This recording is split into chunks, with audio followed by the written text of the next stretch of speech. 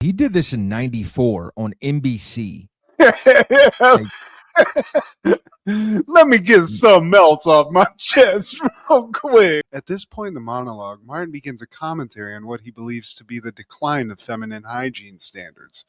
Although we at SNL take no stand on the issue one way or the other, network policy prevents us from rebroadcasting this portion of his remarks.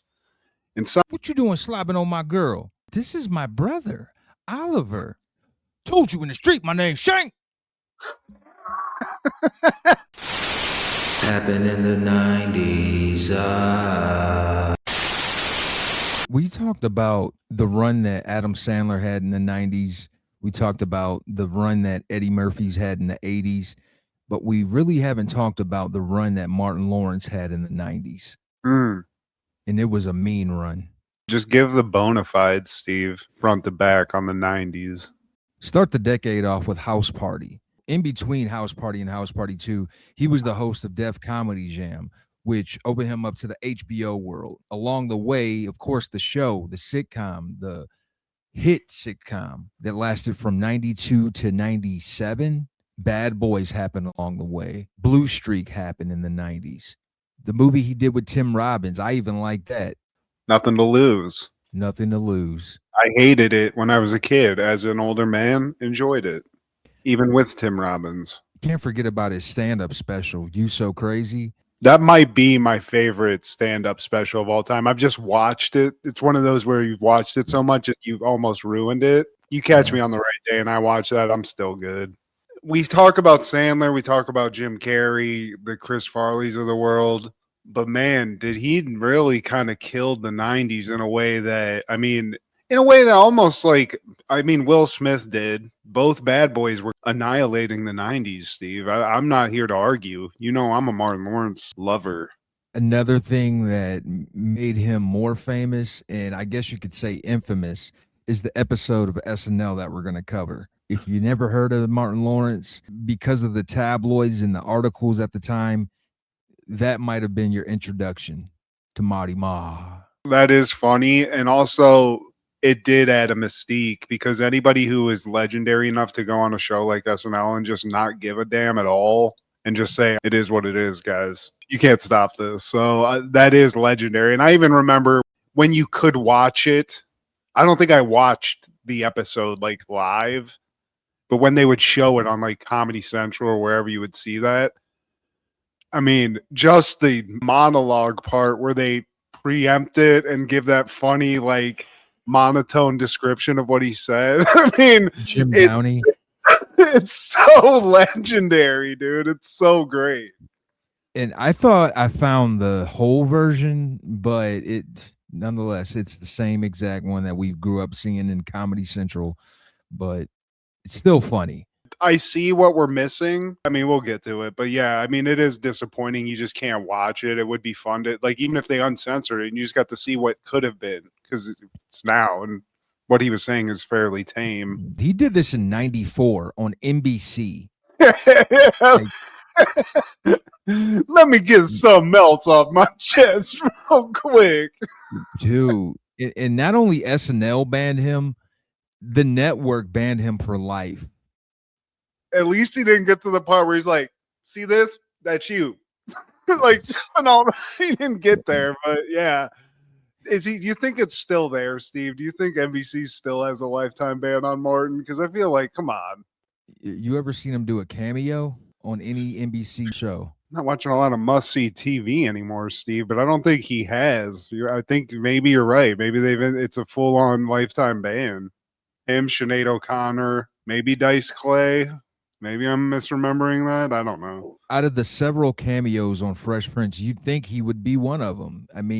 This happened before Fresh Prince was off air, so there could have been a possibility.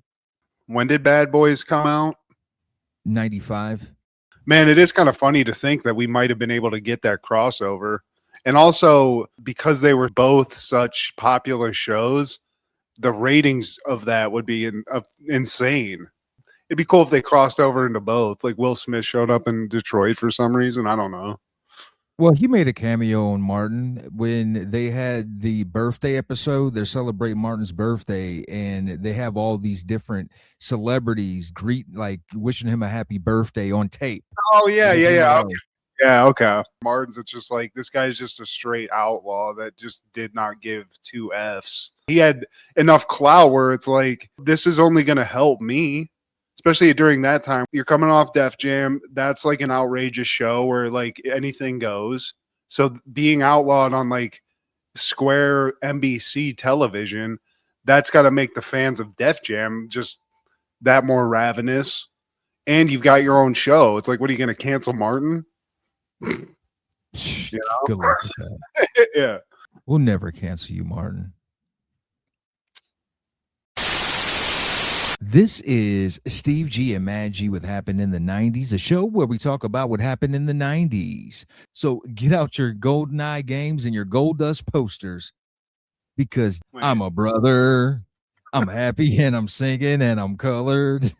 Don't give me a high five, bitch. Oh, today, my friend, we're talking all things February 19th in the 90s. Yeah. Starting off in 1991, young black teenagers released their self-titled album. And yeah. What did you expect, Matt? Just some young black teenagers, Steve. The first two songs I enjoyed, and then I kind of got sick of it. But there's some good samples. The beats are good. I was ready to crap all over this, but listen to it, man. It's actually not bad, especially for this time. The dudes remind me of Beastie Boys a little bit. The production's great. It was done by Hank Shockley, the leader of the Bomb Squad, famously known for working with Public Enemy. It's their in-house production team. And I think Hank Shockley was responsible for getting these guys signed, if not signed to his label. It's early 90s rap, and this kind of rap we've talked about, it just falls into this category. I don't know, like, there's some that's better than others. There's a couple of good songs on this. I'll put it on when I'm working out. I'm probably going to, like, I don't want to shit on it, but I'm not going to have a lot of good stuff to say, and I'm just kind of mid on it, Steve. Like I said, the first song, really dug that. Punk Slides and Videotape, Steve. And there's a couple other good, like I said, beats on this, but there's not a lot of things I'm going to throw into heavy rotation. You know what I'm saying? You are aware of the fact that none of them are young, black, or teenagers. I thought I saw maybe a couple people of mixed race on here, but I'm just here to listen to some music, Steve. I saw one of their last names was Weiner, so I kind of assumed like, you know, there might have been a couple of people of a different racial ethnicity, but the one guy's name's Firstborn, Steve. That's Adam Weiner, which sounds like a bratty kid you'd hang out with that doesn't share video games. We knew a couple whiners in Perrysburg, and I only really remember them for the MTV cards back in the day. Remember when everything had a trading card? Yo MTV, Yo MTV Raps had their own trading cards, and I remember getting a young black teenagers card. I don't know where it is now or any of my Yo MTV Rap cards. I always got Big Daddy Kane and like people like that whenever it's like, I mean, it's cool, but as a youngster, I was like, some other shit. Man, the one without his shirt is a collector's item. Yeah. You know what's crazy though? There's probably somewhere, if they're in mint condition, somebody will pay you money. I mean, it's all subjective, but yeah, that's pretty crazy. Yeah, shout out young black teenagers. But in 1993, Army of Darkness premieres. When Ash Williams is accidentally transported to 1300 AD, he must retrieve the Necronomicon and battle an army of the dead in order to return home. Directed by Sam Raimi, starring Bruce Campbell, Beth Davidson, and Bridget Fonda. I dug this movie. This is my favorite of this franchise. I think Ash as a whole is an underutilized character, and especially in a day where people want to remake everything and bring back things. I think they made a show with him. I don't know if you remember a video game called Duke Nukem. Yeah. I feel like the energy of that video game was just this movie. Just a guy with some amazing one-liners, awesome action. Sam Raimi can film the hell out of a movie. Also, just because Bruce Campbell, I guess, it's him, it's his personality. It's funny. It's a fun movie. I feel like it's a comedy in some ways. I feel like Bruce Campbell has the face of a comic book character. He's got like the booty chin, he's got the high cheekbones, he's got like, yeah, the polygonal PlayStation 1 graphics face that, I mean, you could see his face in a comic book or a cartoon. He has like a, I don't know, Tick or one of those kind of cartoons you could see him in. Remember Dudley Do-Right? Do-Right. Yeah. Yeah. Like yeah. Yeah. More so than Brendan Fraser. He is like kind of like an all-American looking dude. He was born to be like a star. He kind of never became the star that I would, like a Harrison Ford, I feel like. Bruce Campbell's a G, dude. He kills this. This movie is his. He even fights himself. I love it, man. I love the story. I love like the stupid mythology that they have in it. We get even like knights and stuff in this movie too. It's crazy, man. Bruce Campbell, it seems like he's a god within this world. Whenever I hear him mentioned or written about, it's in awe. Everybody's just, oh my God. I don't know what to compare it to. It might be the Beehive kind of deal when it comes to like these kind of movies. Like Bruce Campbell, oh my God, I want to sit on his lap and fucking feel his chin. He's got personality, man. He's the total package. And the other ones were cool and had their place. I mean, honestly, Evil Dead 1 and 2 are basically the same exact movie with like one has more of a budget. But this movie, it went so far above the other two. And this is a very quotable movie too. So I think for like horror movie fans and just like whatever you want to call this, like action movie fans, it's one of those it's almost like Boogie Nights for us, where you can just like keep quoting this movie. There's just so many funny, awesome lines in it. And when you have a director like Sam Raimi, who has a very like cool style that is very much on display in this movie too, I mean, it all adds up. I just remember being blown away by this movie when I was younger. It is kind of surprising. You think it's going to just kind of be cheesy, but then you just like by the end of it, you're like, damn, this is good. I'm into this. I feel like this was in your collection, right? This is my boomstick. Yeah, this one. And I had Evil Dead 1, I think. This is for sure. For me, if you're like Evil Dead, I know they've made new ones. This is it, man. On that same day in 93, The Crying Game premieres. A British soldier kidnapped by the IRA soon befriends one of his captors, who then becomes drawn into the soldier's world. Directed by Neil Jordan, starring Stephen Ree, Miranda Richardson, Jay Davidson, and Forrest Whitaker. Did you watch this, Steve? For the first time, I did, yes. And I was expecting, like, what is the hype? It's that scene. Is that all it is? It's, you see the spladoinkle right there. I mean, here's my thing. That's what it was for us. Like growing up, I never watched this. So it was just a joke in movies. Like Ace Ventura kind of made fun of it. It was always like that punchline of a joke. Like, oh, you're like the Crying Game. So I was going in with that. I knew there was a dick coming. At some point, like an unexpected D. Dick coming, he said. But pause all the way back, rewind. I will say this, man, without making any jokes, I'll give this movie credit for the fact that there's movies like Dusk Till Dawn that are two separate movies or have different tones. And it's always like a hard door slamming, and then you're in the second part of the movie. Whereas this, you start watching this, and it's like, oh, this is a movie about IRA people and that. They kidnap Forrest Whitaker.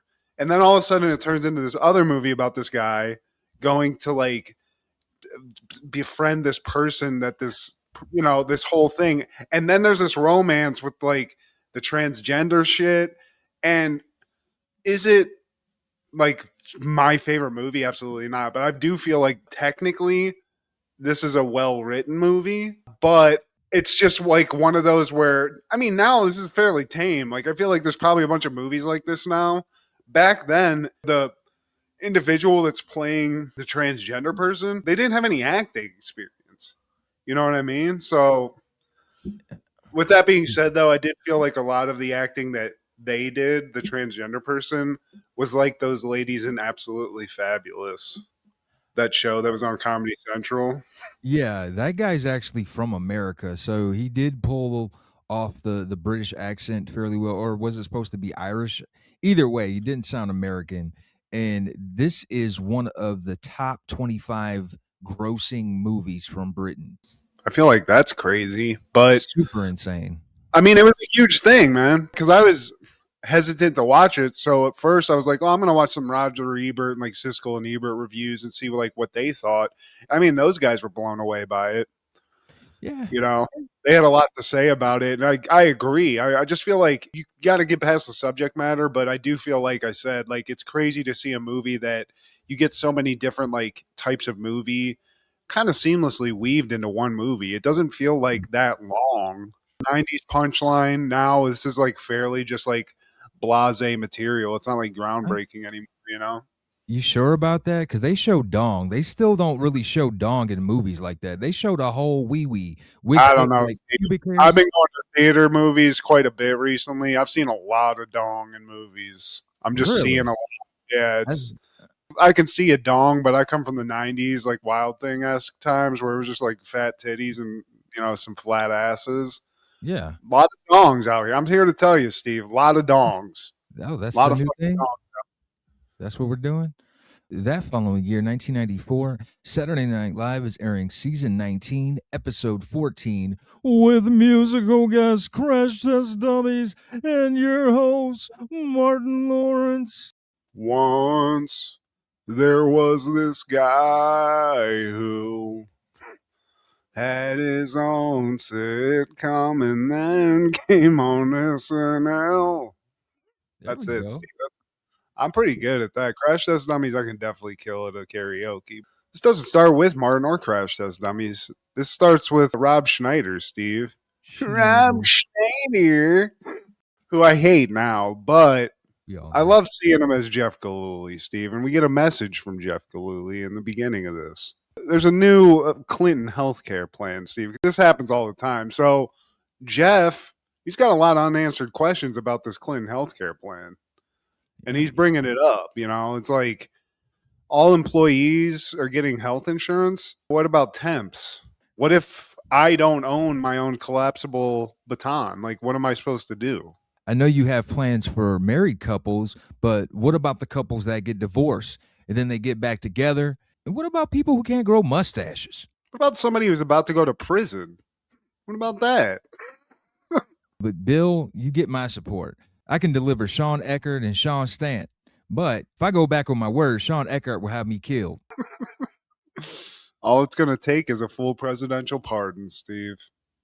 And you get Jeff Gillooly's seal of approval. Live from New York, it's Saturday night. Not a lot of laughs in that opening, Steve. I don't know if people were into the Galul.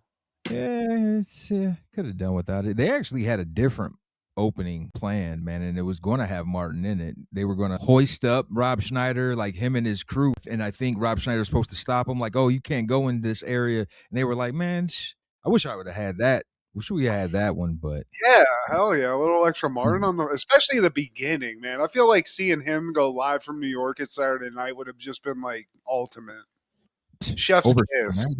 Yeah, shame on you, Lauren. But here we are, man. The monologue of infamy, a moment in history. This monologue, man, Marty Marr, he's here. The censors are all over him, Steve. I can't say anything. How can he talk to the world when he's just like smothered by these censors? And first, before we get to the real infamous stuff, he's got a concern that he's really deeply concerned about. It's concerning Lorena Bobbitt and specifically just women in general, just cutting the pilly packers off, Steve. They're cutting the pilly packers off. All right. And this is the year they smashing knees and cutting off pilly packers. The white women must be mad, he said. He can't do this, Steve. Yeah. He can't do this. Yeah. And then a black dude had to find the pilly packers, Steve. He picked it up, throws it on some ice because he's trying to think what white people do, Steve, and he's right. Throw that on some ice. Throw it on the snow cone. But something else that bothers him, and I got to say something. Some of you are not washing your ass properly. Oh, man. Dude, I have to read the thing they put on screen. It's just so funny. Because he's like, some of y'all ladies need to wash it. And then it just cuts. And it's like, at this point in the monologue, Martin begins a commentary on what he believes to be the decline of feminine hygiene standards. Although we at SNL take no stand on the issue one way or the other, network policy prevents us from rebroadcasting this portion of his remarks. In summary, Martin feels, or felt at the time, that the failure of many young women to bathe thoroughly is a serious problem that demands our attention. He explores this problem, citing numerous examples from his personal experience, and ends up proposing several imaginative solutions. It was a frank and lively presentation and nearly cost all of us our jobs. Now, back to the monologue. I mean, that in and of itself is hilarious. That's great comedy, Steve. Thank you, Jim Downey. I mean, the whole version is actually available on YouTube without the video. You know, Really? Yeah, you can hear the audio version. I think years ago I've posted it on our social media, but right after that, all we get is, stick around. We got Crash Test Dummies. You have me in the house. And he takes his shirt off and he starts doing his Marty Mark Kung Fu. Yeah, I love it, man. You get it all, Steve. You got to check it off. We even get a shirtless Martin do it just gyrating and going crazy. That's amazing. The Pilly Packers. Damn, that's a Billy Packer. I wonder if the NBC reps came to him and said, hey, as long as you can find an alternative for penis or dick. He was like, no, I got you. I don't think SNL told him Pilly Packer. That sounds like a Martin. Yeah. That sounds like something he would say in his stand-up. Exactly. I mean, it doesn't sound like a censor. It just sounds like a funny thing to say. I mean, the guy's a comedian. Now we got Daily Affirmations with Stuart Smiley. At first, Martin, he's pretty pissed off. He's on 10, Matt. He's on 10. He's grilling, Steve. He is not happy to be there. But Stuart's good enough. He's smart enough. And gosh darn it, people love me. I'm here with Martin L. He's an African-American comedian. He asked me to say that. Martin. And it just, I feel like Stuart's it's a little insensitive, Steve. And Martin's really taking him to task on these racial things he's saying that, and I get it. But Martin's getting kind of heated. He's just telling him straight up, shut up. Shut up. I'm not more black than you are white. So what you want to say? I'm actually flesh. What you saying? This ain't flesh? Brother can't be flesh? Man, I still ain't got my 40 acres and a mule. Is that something that our producers promise you? Because sometimes they overpromise. Trace it, face it, and erase it. Don't patronize me, man. Martin, just please sit in your anger. Feel it. Just feel it. And Martin feels it, Steve. He feels it a lot. Sometimes I feel like I want to whoop. But yeah. You feel like a hug? But please. I'm not with that. I'm not hugging no homo. Well, excuse me? Where's that even coming from? A homo. Fairy queen. A beep pirate. That's it. I'm not having it. You shut up. Them getting in each other's face is great, dude. God bless Al Franken. I was a lonely child with no purpose. I felt neglected. And who did you want to hug you? Was it your dad? My dad, my father, man. Well, my dad was a slave too, and his master was the bottle. Man, your dad was on the bottle too, man. Oh, Smurl. God, Smurls. I know how you feel, Smurl. Can you give me a hug? What a great episode. This is one of the best. I feel like there's a couple with athletes too. I think Charles Barkley and MJ. Yeah. This is great, man. This is hilarious. Up next, we have Thugs, Muggers, Phil Hartman, and Martin. They have commentary during a night of work. Yeah, because basically we just doing some surveillance in the area. Basically just trying to see who we gonna rob. Worst victims are the strong people with no money. Phil Hartman's his second in command. He's got the Phil Hartman voice. I love this guy. I like the scam, Steve. It's not even really a scam. You just stop when you see a mark. You go, excuse me, do you got the time? Whack. And I love this. We both love this. They roll up on Rob Schneider first, and they get him for his shit. Like, get off me, man. In between robberies, we go back in the car, and Martin explains that, I was attracted to robbery because it just gave me more sense of self-esteem. You feel me? Plus, I just like walking up to people and going, excuse me, and popping them in the face. You got the time? Then they pull up on Norm, and they chase him down. They get him down. And they punch him. But they know better, Steve, because Norm's a runner. He's what's known on the streets as a runner. So they have him take his shoe off because he's got some extra. But that's about an extra $200 they found, Steve. These are some bets. They get it. Yeah, here's what you call a runner. They look us in the eyes and they run. Then they cut 45 minutes later and they're like, we got arrested, arraigned, and we posted bail. Yeah, we lost an eye. And I stole this police hat. But I got a cool police hat. I do also like that when they rob Norm, though, because they got to give you a lesson, too. And he's like, these people will look you in the face and they will lie to you. They will lie. Real stories of the highway patrol. But the third victim, it's just some guy that they just bust that's not even a cast member. They rob him and they get back in the car like, what's crazy, man? That guy that we just did that to, tomorrow he's just going to be out on the street. New wallet full of new money. That's the last lesson. But before it cuts, you hear Phil Hartman go, let's get a whore. And that's it.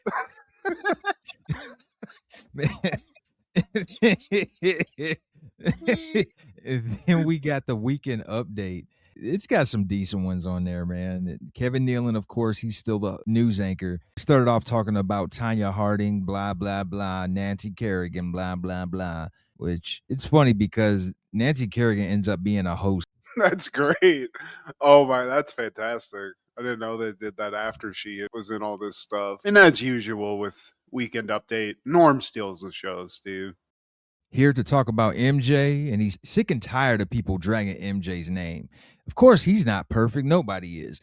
He might be guilty of stringing little boys along. I'll give you that. But he's no plagiarist. Sure, he's guilty of methodically seducing young boys. But plagiarism, it's just not in his character. Sure, he's raping kids in the butt.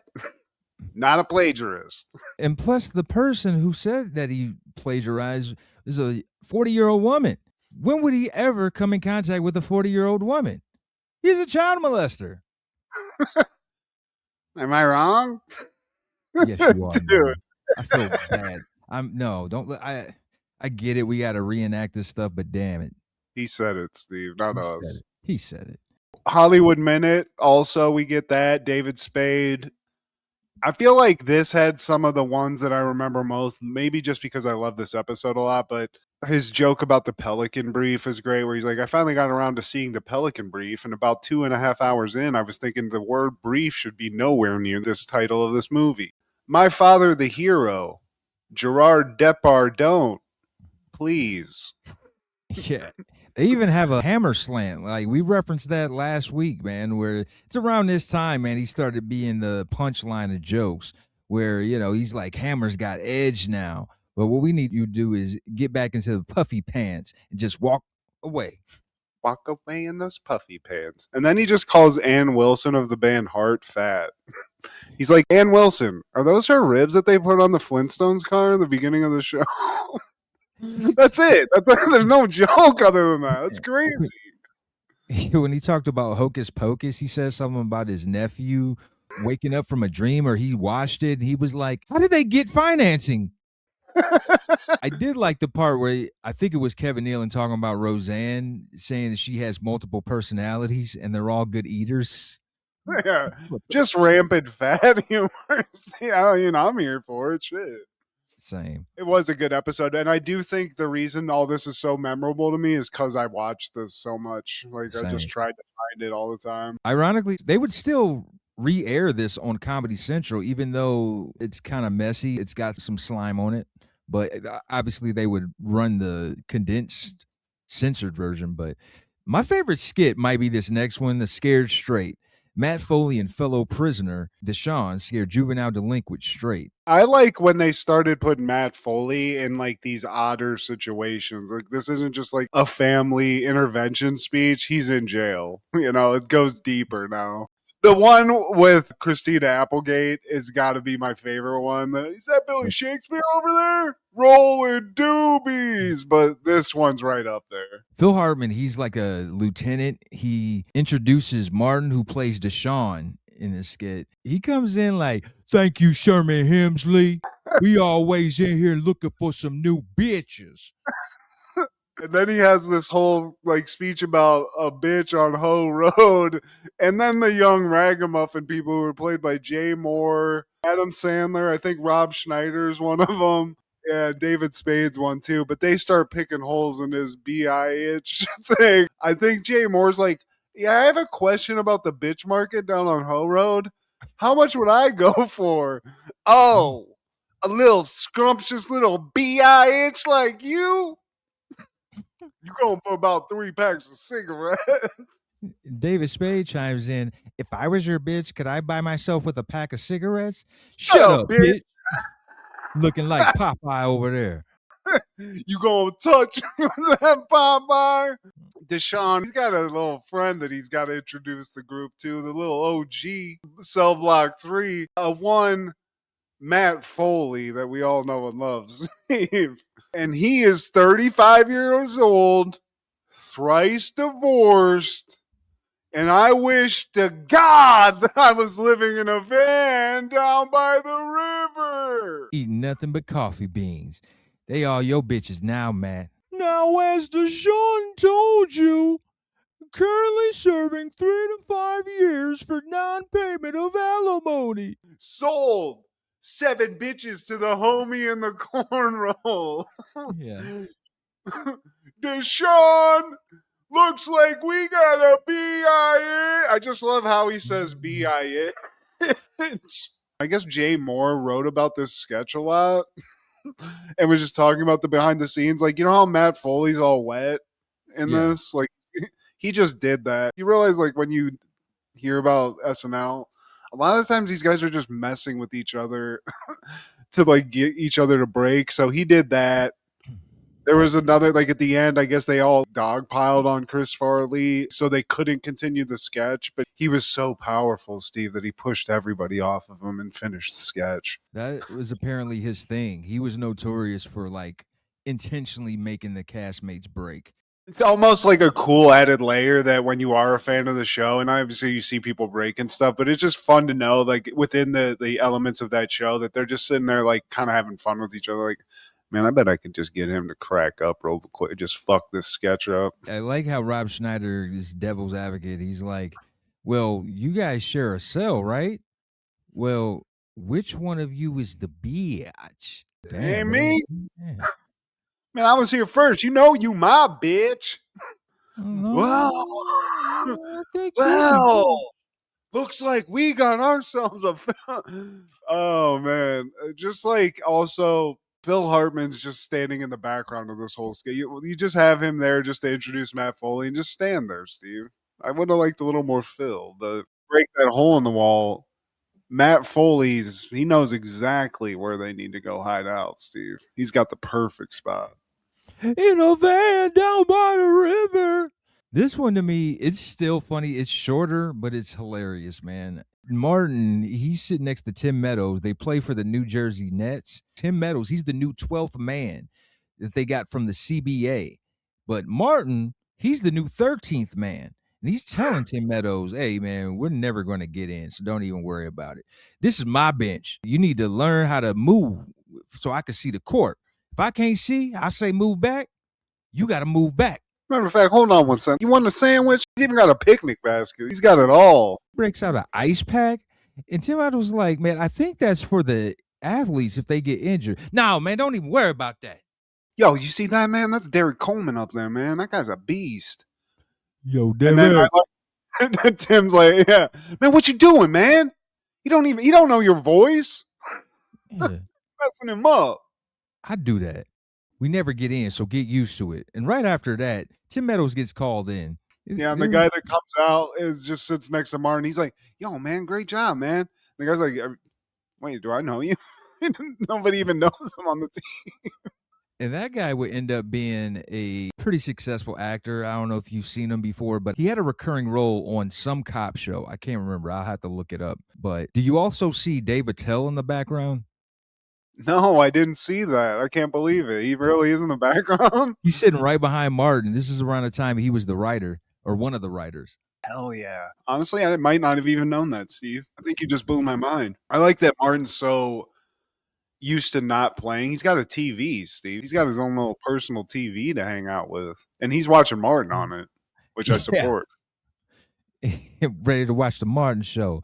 And then the coach is like, you got to go in the game. Man, I don't want to go in.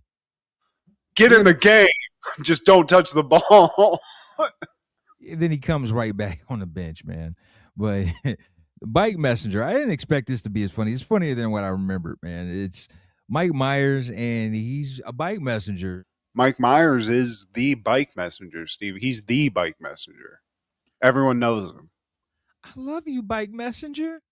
I cannot dally, for I am the bike messenger. He's got a lot of aplomb for a bike messenger. This isn't Puck, you know? Yeah. He takes a lot of pride in this. I must fly on like the wind. Onward I fly. Newspaper here. Would you like one? Just kidding. For my speed is too great. I like Jay Moore just had to do about 100 push-ups before this because he takes his opportunity to rip his shirt off because he goes off on the bike messenger. But throughout this, different people are like, bike messenger, I love you. And he'll say something. But I love Norm again saving another sketch where he's like, hey, this doesn't make any sense. Like, shouldn't you be way further down the road? Like, why can I hear you? Like, he's just poking holes in the sketch the whole time. Isn't he like out of earshot? And then Bike Messenger responds, he's like, see, yeah, just right there. How'd you hear me? Oh, I get it. I'm jogging. That's it. I'm jogging. And he's like fake slow jogging. Bike Messenger, are you married? Yes, to the sea. Well, not the sea, but the street. And my wife is the bike. He's like Frasier as a bike messenger, honestly, Steve. And Adam Sandler's like, hey, bike messenger, when you say fly, do you mean to say pedal, but you're like a moron or something? Oh, I love you. I would love to hang out with you. And by hang out with you, I mean put a bullet in your head. Hey, bike messenger, go, bike messenger, go. You're going so fast. Your bike is so cool. He will have many beatings in high school. Yeah, but this is way funnier than it should be, Steve. It's just freaking Mike Myers on a stationary bike in front of a green screen, but it's amazing. Can't forget the Martin part. They quickly cut to him. He's like, hey, bike messenger, what's up, you beep, beep. I will not. And Mike Myers had the same kind of reaction he had when he was on the screen with Kanye, Steve. Yeah. He just goes, I think not. Yeah. Man. Unfortunately, we couldn't get the full episode, man. And I feel like it's got to be out there. We're just not hitting the right sites. I wanted to see the Ricky Lake with Joe Jackson and Ike Turner on it. I saw that. I wanted to see that. I don't know that I ever have, just because we've been watching censored episodes. You know what was crazy to me also about this? Like, just seeing like reviews of it, doing research for the show. A lot of people don't like this episode. They think it's a bad episode. I'm like, I don't get you. I don't understand if you have a soul. It's a bias, I feel, man. I mean, clearly we're both in the same boat, but people were blindly drinking the Kool-Aid. There's a site that I go to whenever we cover these SNLs, and just to see their take. They give their review on each skit, and the person downed this episode. They said that it was not as good as the previous episode, which was Alec Baldwin and his wife at the time, who's the hot chick. They were co-hosts to SNL, but I saw that one too, and this is one of my favorite episodes of all time. Me too. I feel I'm the same way. It's just got an allure to it, and it also has like a funny backstory. The whole thing with the monologue, and it's Martin. So automatically it's getting pushed to the tops. And I think it's so cool that this guy that's definitely not NBC. He was so big they had to do it, Steve. They just had to. They said fuck it. They gave it a chance, and he killed it. And apparently, it was so good that they couldn't let him ever back on the network. The best episodes, for the most part, are from stand-up comedians because they get it. It's either stand-up comedians or comedic actors. Yeah. Well, I mean, there's like those people like Christopher Walken and Alec Baldwin too that were those guys that did it. John Goodman as well, that did it so much that they became like an ancillary cast member. When they came on, like they had installed skits that they could come back to. They didn't look nervous like a lot of people do. I think some athletes kind of, especially you see them come on there and they're just kind of like monotonely reading cue cards. I mean, Martin was definitely not doing that. You know what I'm saying? So shout out to him. Always a legend. And I don't care what the reviews say.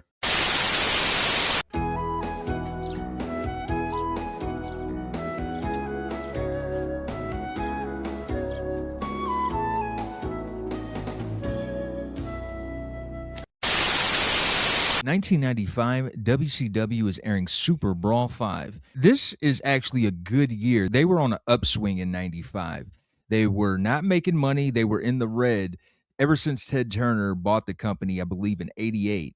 They never had a successful grossing year up until 95. So there's going to be a turn of the tides here shortly. You know, we don't get to the NWO storyline until 96, but things are brewing over there in Atlanta, down here in Atlanta. But this pay-per-view ain't it, man. The one thing, it starts off with Vader doing some really cool stuff. Like, he comes out of a limo pissed off, and then another limo pulls up next to his, and he's looking for Hogan because this is the main event, Vader and Hogan.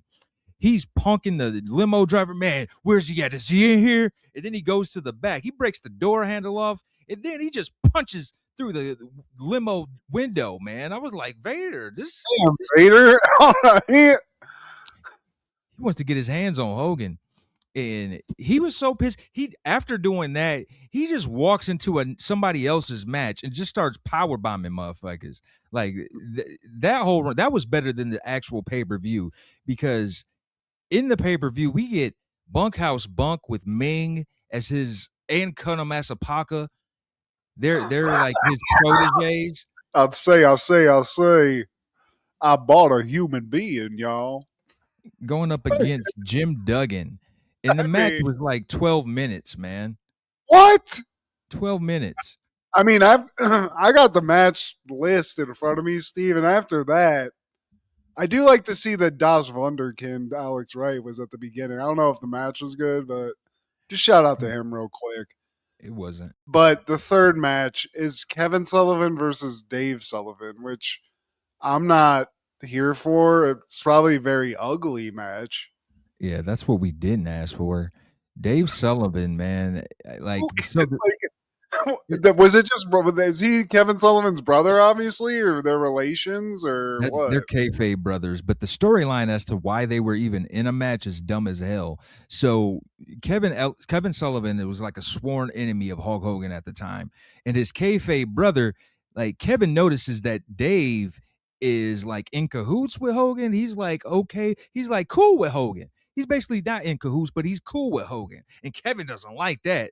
So that's what sparked it off, man. You're not supposed to talk to Hogan. You're my brother, blah, blah, blah, blah. So that happened, man. I do like seeing Sensational Sherry in her Harlem Heat getup, though. This is probably one of the most sexiest get-ups I've ever seen her. That woman's always been gorgeous to me ever since I was a kid. The Nasty Boys, Steve, I've just never been a fan. I'm not here for it. And I feel like they smell. And that was part of their gimmick. So, you know, shame on them. This pay-per-view smelled. But in 1997, the Wayans brothers is airing season 3, episode 18, I Do. The neighborhood bully, played by Bernie Mac, forces Marlon to marry his sister. Hilarity ensues. I love this also at the beginning of the episode. Shout out to pool halls, which used to be like a hang in 90s TV. Do they even exist anymore? Is a pool hall a thing, Steve? Totally. There's a couple down here in my area. You out here shooting some pool, Minnesota Fat style? Are you down there? I'm going there for the wings. This place by my crib, they have some great wings. I get those and a beer, a brewski. And I'm Okay. overdue for a trip there. Haven't played pool there once. Okay. Well, I mean, the wings must be good then. They're If it's a hitting. pool hall. Okay. All right. Heard. But Marlon's there. He's hanging out with his buddy. Sean's there. And quick shout out to Steele from Juice. Forget the guy's Thank name, but the homeboy was there. Love Yeah. seeing him work. I love that. Dude, that guy just seems cool. You know? That was basically me as a black dude back in the He 90s. smokes green, so yeah, of course he's got to be. He's got a Tupac story. Damn, dude. But yeah, shout out to Steele. He's there. They're playing some pool. And Marlon's got a little tenderoni, Steve. He's got a little new some out there. Fine. Charmaine. Yeah. Is that her name? Charmaine? Charmaine. Charmaine. It even sounds beautiful. It's You can't delicious. be an ugly Charmaine. You're gonna have to go to the Social Security office and make that switch or something. Yeah, it's very close to the toilet paper brand Charmin as well. So I feel like if you're not just a beautiful woman, like somebody's going to drag that into it at some point, you know? I gotta want to have your butt wipe me Definitely. I'll wipe it with my tongue. with my tongue. Yeah. Yeah. But could this be the next or the future Miss Williams, Steve? Possibly. Marlon ain't Marlon thinking about says- marriage. I don't know. He says only if she marries Billy D, which she would. If she was given the choice, I feel like she'd pick that. I get it. Even the boys, they're betting it won't even last more than a week. Damn, Sean. I mean, he's the bro, so you get it. You got to throw a little shade at your brother, but I got to give it to Marlon. He's doing well. He's playing some pool and he's hustling some puss in that pool hall, and I love it all, Steve. So let me get this theme song. We're Classic. brothers. It's the most like memorable, the hard tonal change. A lot of tonal change discussions today, Steve. Either with the Wayans Brothers theme song or the Crying Game. Either or. Crying over you. But coming back from that classic theme song, we get a familiar face in Bernie. Bernie Mac, Oh, the man. I'm scared of you.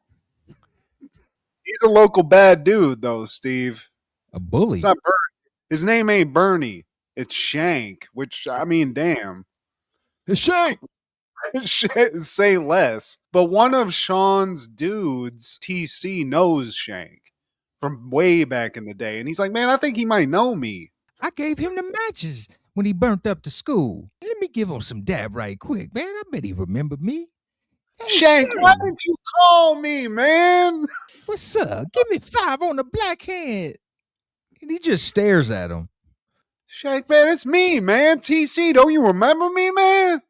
How could I forget that breath? And that hurts, Steve. That's not nice. Shank. TC runs off, and Sean's like, man, we've been trying to get him to do that this whole time, man. Bernie just brushes him off. I like him coming in with that swag, though. He's got his little posse of chicks, too. They're looking a little thuggish, ruggish. After Shank throws TC a heavy dose of shade, he instructs Sean and the rest of his friends. He's like, you guys realize you're playing on my favorite table, right? I'm not going to try to do a Bernie Mac impersonation this whole time, but he's like, yeah, man, so money up. And he bets Sean, I bet you I can hit every ball in one shot. Which, how are you going to not take that bet, Steve? Even with a guy named Shank? That's a win. Yeah, because Shank, he bets 100. And Sean was like, man, I bet 200. He counts the money out. So when Shank hits the cue ball, it barely hits. And Sean's like celebrating. He's like, I won that money. And Shank's like, yeah, man, I won that money. He basically pulls a Debo, Steve. I don't see no balls. Ladies, you see any balls? Fatso, you see any balls? Man, I don't see nothing. He called him grape ape. I didn't want to say. But he picks up the cue ball, Steve, and Shanks he did that little like grip machine that everybody had in the 90s because he just cracks the thing. So that's pretty intimidating. Sean, like, yeah, you're right, man. Balls? What are you talking about? I don't got any balls. Really? Take my money. He takes the money. He's like, come on, girls, let's go get a facial.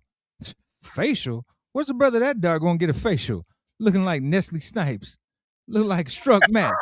Oh, man, I would have punched him right in his face. Oh, man, ooh, pictures. As Sean's saying that, Shank walks back in and double bitches Sean. I was like, hey, I just came back in to get that 20 I dropped.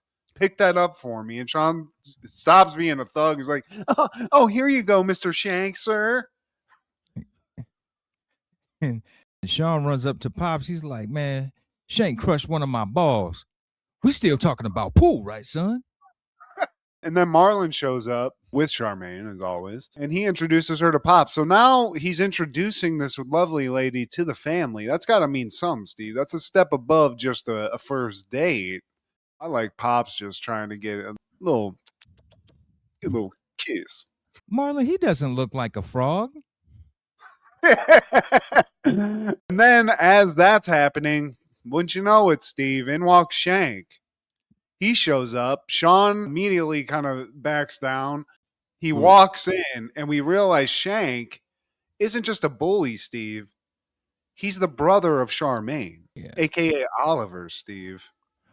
What you doing slobbing on my girl? This is my brother, Oliver. Told you in the street my name's Shank. And Sean's like, you mean to tell me Nat King Charcoal is related to Charmaine? These guys got every dark skin joke that you can think of. See, they're throwing it all down. The Wayans have every kind of joke, period. So, you dating my sister, huh? You damn Skippy Black in the Hat. Actually, she's treating me. I ain't got no money. And Shank's like, man, I like you, dude. You're funny. Here's 100 spot, which if you think about it, is Sean's money. And even Marlon's like, man, nobody ever gives me money like this in my family. Thanks, man. So he loves Shank, a.k.a. Oliver, a.k.a. Shank. Then they walk off. He pulls up on Sean like, oh, so you a little paper boy, huh? A best man such as yourself could use some protection. Oh, you trying to muscle me? Nah, I just want 20% of the receipts. Be a shame if all this paper went up in flames. This guy's a mobster, Steve. Oh, you a little feisty one, huh? Get him, girls. Come on, Ty Harden. I'll break both of your knees. Oh. I love Pops coming out. What's going on? You set dripping? West Side? Yeah, but he gets handled too. These are lady guards, Steve. These are like the dude from Half Baked.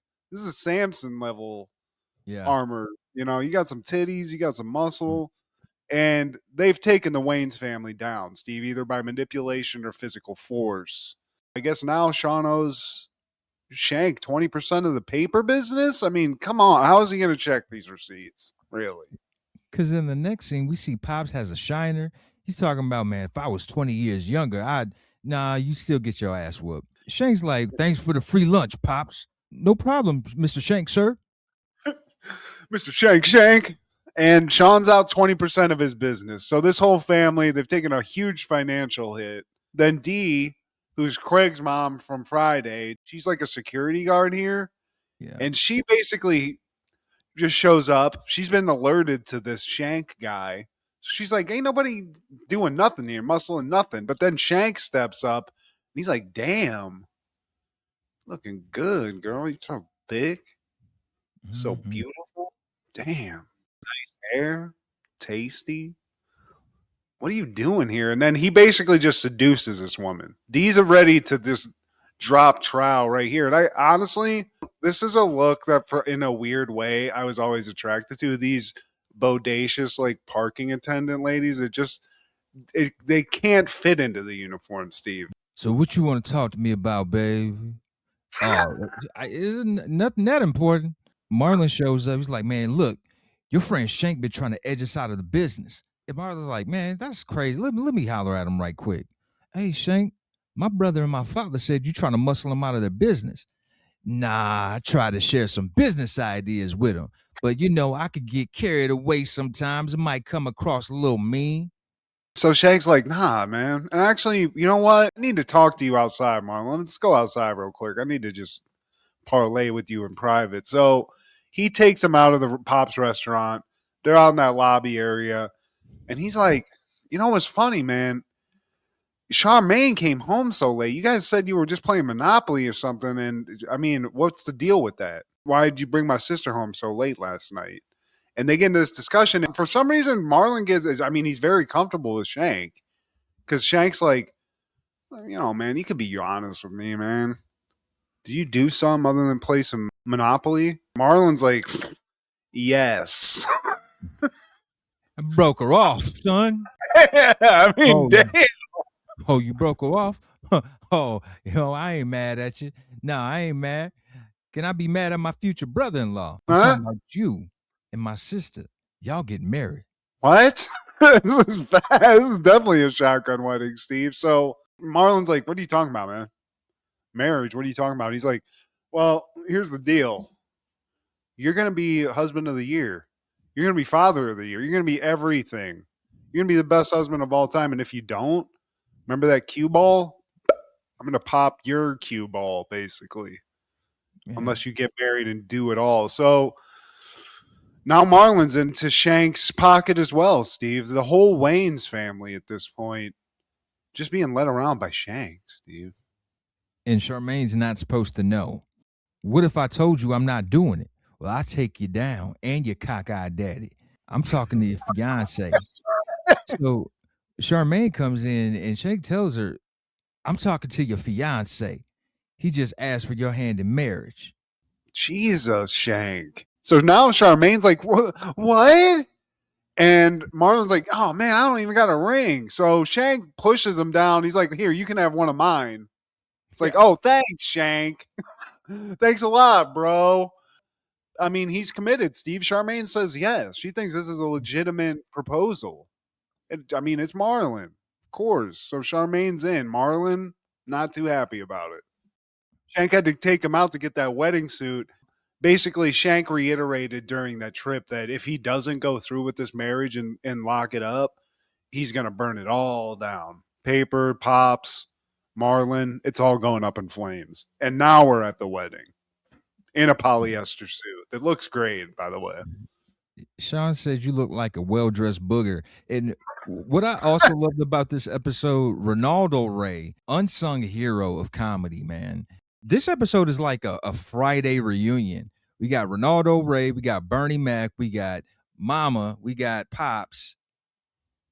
No. Yeah, dude, he is a great. I love the brevity of the wedding ceremony too, because he just basically gets up there, asks if anybody has any objections, and then he's like, "Y'all married." I told my wife I was running to the liquor store. He called him Orange Fox. Yeah. There's a guy that they Sean says something like insults randomly that I think is at the wedding. Clearly, it was just a guy in the background that he just ripped on. It was so funny and everybody laughed. But the wedding ceremony, it's about to wrap up, and Marlon's just fingers crossed somebody's gonna have an objection to this because he can't. So he's hoping somebody's gonna stand up. He hopes Pops makes a noise. He's like, "Oh, you got an objection?" And Pops is like, "No, I just got a little bit of something in my throat." Thank you, Mr. Shank. Sean steps up though. He was like, "Man, you don't have to marry anybody you don't want to marry, Marlon. This is it. I'm finally sticking up for my brother. Nobody bosses him around except me." Yeah. But Shank isn't having it. He gets up first, but because, obviously she had no idea. Charmaine's like, wait, Shank, what's going on here? Did you threaten him into and the jig's up, basically. Obviously, Shank's been made to be up this gangster, Steve. But Charmaine instantly cripples him. She's like, you wet the bed. So, at that point, there's no intimidation left, Steve. She basically... And this is how cool Charmaine is. She's about to get married. She finds it was a messed up situation. She's cool with it. She's like, you know what, Marlon, you're cool. We're not getting married. We'll wrap this up later. But turns out Shank's just her brother living with his mother and wetting the bed, Steve, but also intimidating people in a pool hall. So there's that dichotomy there. I got a bladder problem. And then in the closing, they're trying to buy parts of Marlon's suit. I think Pops offers $20. for the whole shebang. But then that TC guy's like, man, I'll give you 20 for the pants. Yeah. Did I hear something from Chris Rock over there? That was the guy, because they cut over to him and he's just like, man, what the hell? But yeah, man. What a great show, man. Hell yeah. And they also, strangely enough, Steve, and maybe I missed him, Tiny Zeus Lister, or no, I'm sorry, Michael Clark Duncan is credited in this episode by IMDb, and that might be a mistake. I was looking for that. Maybe I'd have to watch it again to try to catch it. Maybe he was like super background, but I don't remember any other speaking parts outside of the people that, And he wouldn't just be a silent guy, especially like this time. I feel like he was famous-ish, right? 97. I mean, Green Mile didn't come out until like 98, 99. And actually, this is 90. Yeah, this is 97. Oh, he was Silent Friday, if you think about it. If you count, There's man, a lot of Friday. That is crazy, though. Shout out, man. Love the Wayans brothers. In 1999, Jawbreaker premieres. 3 of the most popular girls at Reagan High accidentally kill the prom queen with a jawbreaker when a kidnapping goes horribly wrong. Directed by Darren Stein, starring Rose McGowan, Rebecca Gayheart, Julie Benz, Judy Greer, Chad Christ, Ethan Erickson, Carol Kane, and Pam Grier. That's it, Steve. You want to watch this movie? That's what will bring you to the movie. I feel like this is what this movie is, Steve. Movie. A lot of 90s hotties. And then you got Pam Grier. And my 90s hottie alert in this movie, aside from Pam Grier, she's timeless. Rebecca Gayheart, dude. I forgot, Steve. I used to have the biggest crush on Rebecca Gayheart. You just got to look her up. I think she's the one that goes against Rose McGowan. I know who she is, but wasn't she the Clarisil girl or something like that for a while? Or Noxzema? She was maybe. I don't remember the commercial, but I just remember like this is one of the ones. She made me feel stuff for sure. Rose McGowan was for me, man, and especially in this movie because Matt, you already know, man, she's dark. And you were just jack-a-lacking, Steve. Did you watch The Craft a lot, Steve? That's another movie where I feel like that was right up your alley too. Just in terms, but I've never seen it. It hasn't hit my timeline yet. Yeah, man. One day. But I thought you were going to be like, yeah, I can only get about 5 minutes in, and I just came everywhere, and I never got past that. But no, okay, check it out, Steve. I will. A very hot black chick got me into that movie. But there's a bunch of really dark white chicks in that, that I think are right up your alley, especially that one that kind of has a Sensational Sherry vibe. Bobby Boucher's girlfriend. You know what I'm talking about. Yeah, she's perfect for that. Yeah, but Jawbreaker, though, man, great movie. First time watching this. This is another one of those things that kind of reminds me of Perrysburg. I feel like we went to school with some chicks like this, minus the killing part. Maybe they did, and just, daddy had money and they could cover up stuff. But yeah. And I also think, I just feel like a lot of girls really enjoyed this movie. Like, this was a movie that I never really watched, but I remember watching it because I was either dating somebody that was into it, or it was just like on. But I feel like for what it is, I'm not a huge fan, but man, a lot of hotties in it, Steve. So you can call it a good movie. I'm giving it a 6 out of 10. Also in 99, Office Space premieres. 3 company workers who hate their jobs decide to rebel against their greedy boss. Directed by Mike Judge, starring Ron Livingston, Jennifer Aniston, Stephen Root, and Gary Cole. I can't talk to my mother, so I talk to my diary. This is 10 out of 10, Steve. The only thing I say about this, cut 20 minutes out of it and it'd be a perfect movie in terms of comedy, but you can't lose with Mike Judge. He's made a few movies. I think this is everyone's top movie of his. It's an office drone's dream, Steve. I watched this movie and said, I'm never going to do that. And then I've crippled myself and gotten into corporate America. This movie is exactly what I want to happen to my life. Just not give a fuck and just say, fuck it. And then you'll succeed, Steve. That's what this movie teaches us.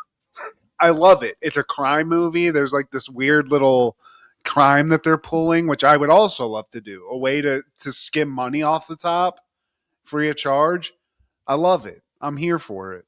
And what I think this movie does is that, you know, the main character is kind of a boring character, Steve.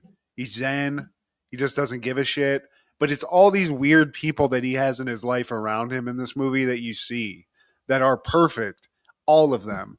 Diedrich Bader, who plays just this guy with a mullet, who you see maybe in for like a minute in the movie total, makes you laugh. He's so good. His character, one of the most memorable characters in the movie, Lumberg. Even that guy that's like the O-face guy, that guy. And the jumping to conclusions guy who tries to kill himself in his car. It's like all of it. Wilford Brimley's little brother. His name's Richard Reel, I think. Richard Reel.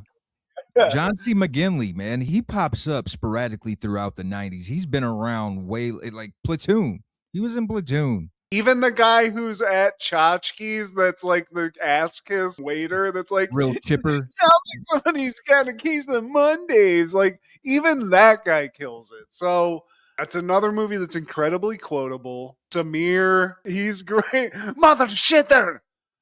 Nah, not gonna work here anymore. Oh, by the way, that guy is Paul from Cheers. Does he look familiar?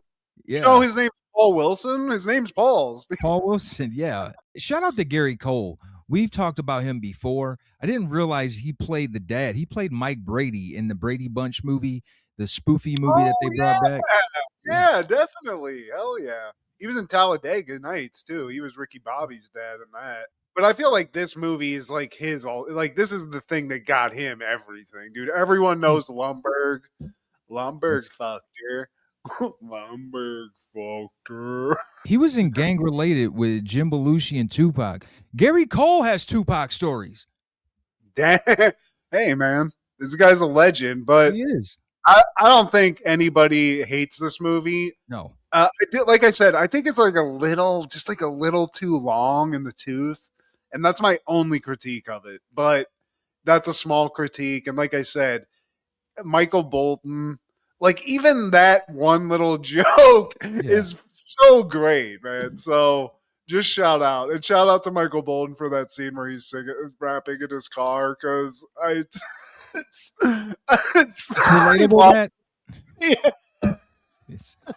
Not the locking of the car door, but just hardcore rapping as a white guy in your car to something. It's just not a great look. So sometimes I do turn it down. That's fair. But not when I see a black person. It's just when I see any person. Does that make sense? Totally. I did notice that Ghetto Boys was prevalently used in this movie. I think that's intentional because Mike Judge is from Texas. Ghetto Boys, they're from Houston. So he wanted to have them represent. And this is me speculating. It makes sense. That's awesome, though. That's what's cool about being a creator. You can put stuff you like in movies. It also is just as perfect for these nerdy guys to be, they're killing a printer to this song. You know, like, it's so good, man. It just worked. And it was a team effort. Like those guys, they basically hacked the systems, got some money from the job that they hate. But then when they were worried, no, Milton's got it covered because he's just going to burn it all down so they can't trace anything. Love it. I'm just going to burn down the building. I knew a Milton too. See, I remember working in LA at this call center. I was like, that guy is Milton for sure. Make sure to be on his good side.